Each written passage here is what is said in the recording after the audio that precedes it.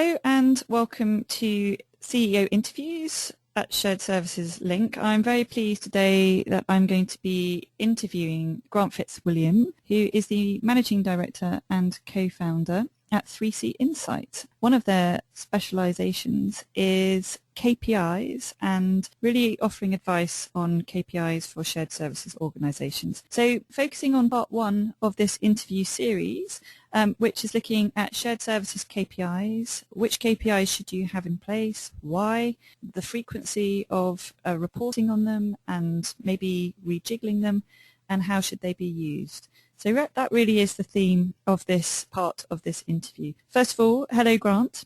Good afternoon, Susie. Let's kick off with, in your opinion, what should be the function of a KPI in shared services? Susie, first of all, KPIs should be used as an indicator to determine if you're on track to meet or exceed your business objectives. And from a shared services environment, you're really looking at three things from an objective standpoint.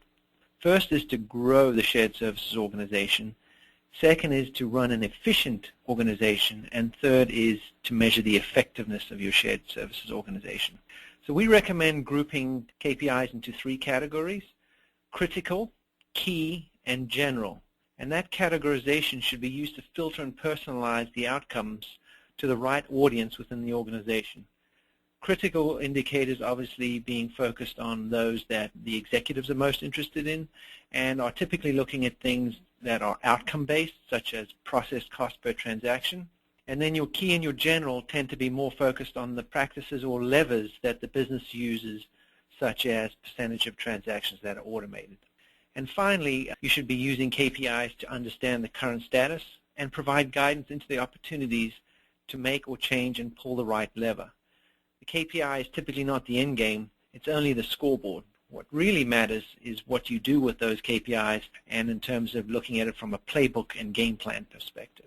It sounds, Grant, that I've almost got a kind of a pyramid-like structure appearing in my mind when you talk about those three levels of KPIs. In a perfect world, if you could give somebody advice on a recommendation of how many you should have in each category, what kind of numbers are we talking about for each category? There is no set number, Susie, but we recommend doing it in a top-down fashion, starting with what is the business objectives of the shared services function with the help of the business and chief financial officer and other senior executives. You're looking for a handful of critical measures in each area, 5 or less, and then you would explode those down and have key and general performance indicators that support those critical ones by drilling down and expanding upon the levers that really will drive the performance from above. So I like what you've done there, Grant. It seems to make a lot of sense with your critical key in general. And I suppose what we potentially see quite a lot with shared services organizations is just a single bucket containing a lot of KPIs. Is that what you see when you're working with a lot of shared services organizations? We do sense that, Susie, and that sort of drives into the KPI journey, if you will. We see a lot of manual effort to gather and report KPIs. We see that measures don't typically tie to business objectives, and they're more internally focused from a shared services standpoint. What is the shared services organization interested in measuring? And so eventually you get to a point where you're struggling to get ownership and buy-in from some of your business partners.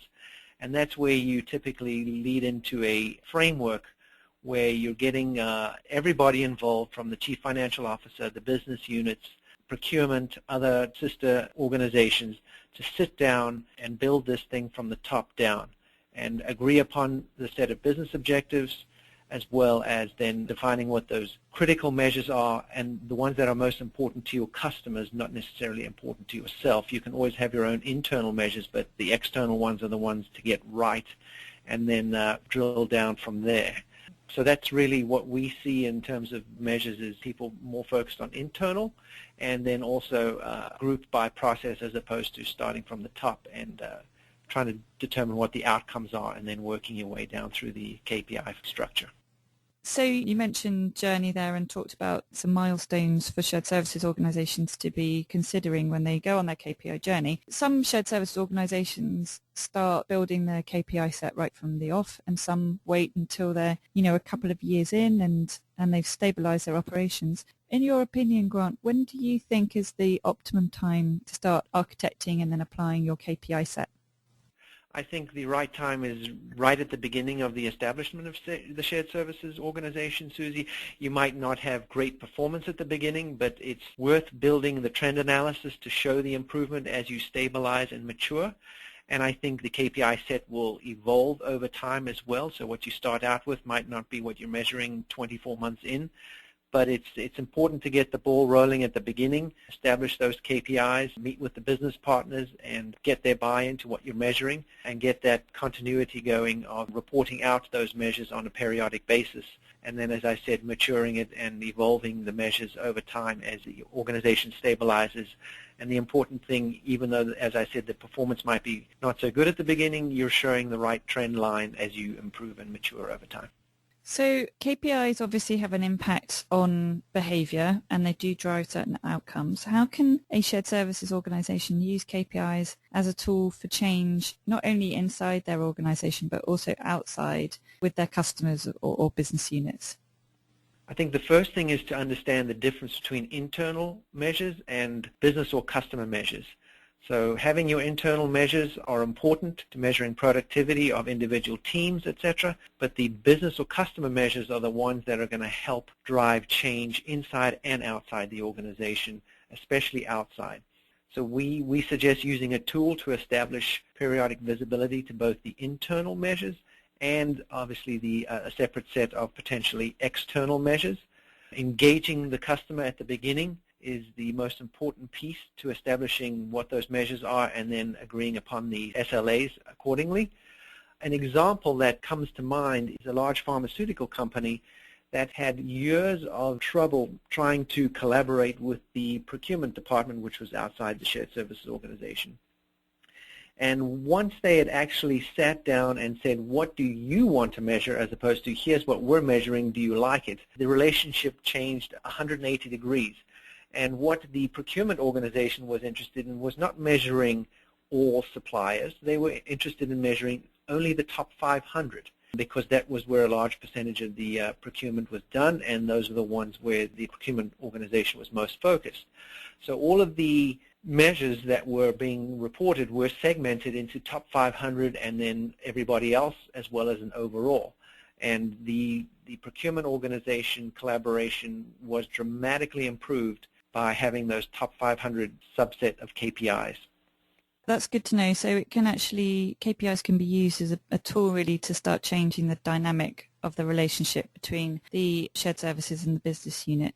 That brings me on to reporting. So the reporting of KPIs, reporting the KPIs that the business units and the customers actually are interested in and actually are shared with the intention to strengthen the relationship, to build greater engagement. What is the optimum way to report? And that means how often and how should KPIs be reported and to whom? A couple of things, Susie. First of all, before I get to the customers and the business partners, on the internal measurement side, measuring the shared services organization internally, there's a couple of different ways, first of all, to do that. Any kind of operating measures that are, general KPIs, they may be a daily or a real-time or at the most a weekly type of measure that should be evaluated internally as a team. When it comes to reporting out to customers, that should be done on a monthly basis. Anything more frequent than that is a little bit too much, and we suggest not only just handing out or emailing out the KPIs, but having a brief discussion, either through a webcast, a conference call, or in person, if that's at all possible, to walk through those and actually have a dialogue and discuss any kind of action plans or any lessons learned. Finally, from an executive standpoint, if you're reporting out to chief financial officers and that level within the organization, that's typically done on a quarterly basis. And again, a meeting around that is preferred as opposed to just distributing the KPIs themselves. Okay. In your experience, what are the things that shared services organizations get wrong when looking at KPIs and managing their KPIs? I think the primary thing is they're focused on measuring from their perspective. And I noticed this, being a former chief financial officer myself, is there might be a completely different set of measures or ways of segmenting the population that the business or the executives are interested in looking at, and that might sort of eliminate any way of bias or massaging some of the metrics. But it's very, very important to get the business and customers involved in defining those measures and defining the frequency, etc., because without that, they're not going to be bought into the process of evaluating the metrics on a prospective basis. My final question on this particular chapter, Grant, is which KPIs, if we look at, say, 3 KPIs for a shared services organization, which 3 are the KPIs that any shared services organization should be looking at? I think if I'm talking about critical measures, then they always need to be expressed in terms of monetary amounts or cost per transaction. So these are typically high-level measures, but they give the business or the chief financial officer some measure on how much this is impacting the bottom line to the business. You're typically not able to affect the top line being in shared services, but you can certainly affect the bottom line. So a cost per transaction is always a critical measure, and your definition of how you calculate cost per transaction may be specific to your organization, which is fine. And then a handful of measures around working capital and cash flow are always important in terms of managing cash flow both on the customer and the vendor side to make sure that there's no imbalance between the two.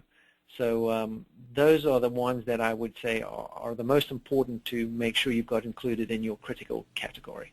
Great. Grant, thank you very much, and make sure that you join us for part 2 next week, which is looking at KPIs for P2P. Thank you very much.